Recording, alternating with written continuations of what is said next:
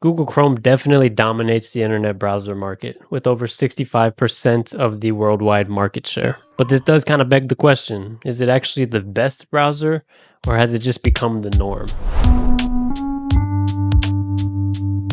Now I gotta be upfront, I haven't used Google Chrome in over 8 years, at least not really. I have solely used Chromium-based browsers, first Brave and then Arc.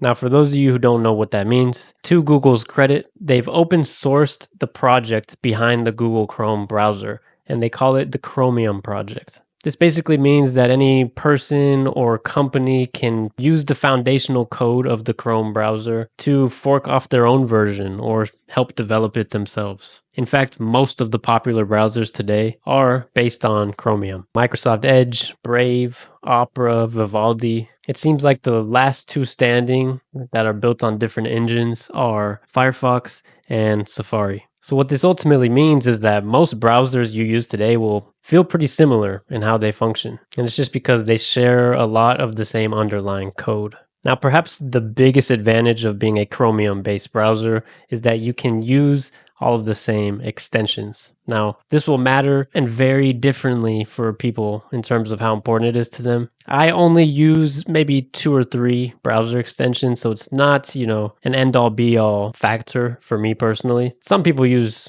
a bunch of browser extensions, and having access to the Chrome Web Store is a big advantage for most of these browsers. So although Chrome has been the leader in the browser market for a really long time now, it doesn't necessarily mean it's the best in all categories. For example, Chrome is kind of known for being pretty resource intensive, using a lot of your computer's RAM compared to other browsers, which, if you don't know what that means, it basically just means it's using more of your computer's capacity and it's more likely to slow down. But with that being said, Chrome has always excelled at being speedy and performing pretty well. And that's still true to this day. If you have a pretty decent computer, you've probably never noticed your computer slowing down. It only really becomes a problem when you have multiple programs running at once. Maybe you're trying to stream, you're trying to do something else that's kind of intensive on your computer. In that scenario, you would rather have a browser that's more efficient and not using up as much of your power. So what led me away from Chrome initially back in roughly 2017 was the realization that Google was a $1 trillion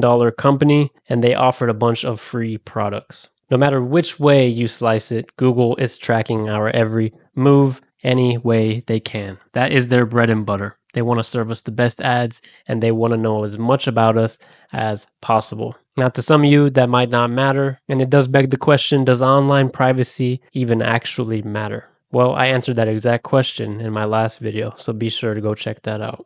But all that to say that there's really no better way to gain our data and learn about us than to track us in our internet browsers. So for Google, it obviously makes sense why they would want to build the best browser possible and why they've spent so much time, money, and energy doing so. That's exactly why I ended up switching to Brave, which to me felt very obvious and very easy because it literally just felt like Chrome, but without the tracking and without the bloat of advertising and all that. So ultimately, the answer to the question of whether Chrome is still the best internet browser in 2025 is just going to depend on you.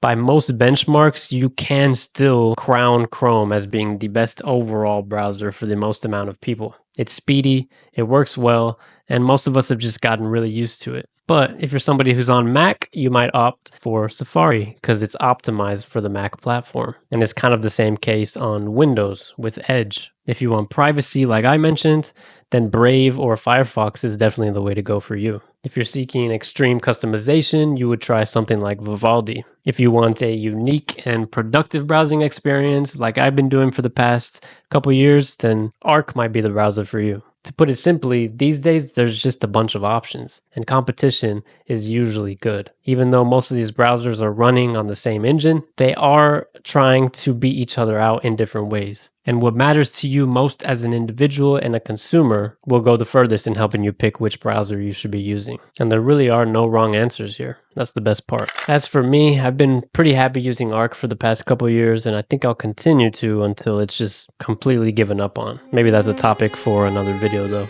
So let me know, which browser is your favorite and why? Because I might be in the browser market pretty soon.